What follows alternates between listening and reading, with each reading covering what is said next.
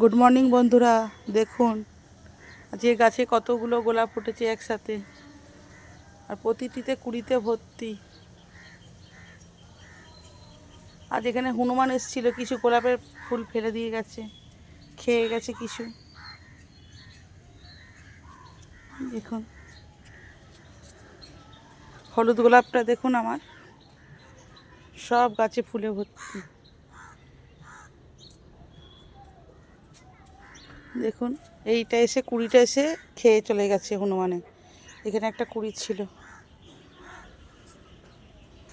ভেতরে একটা ফুল হয়েছে।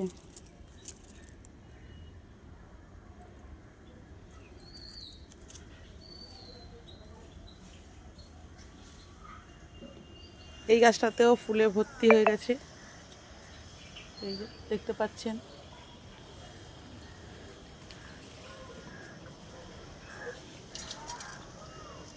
এই গাছটাও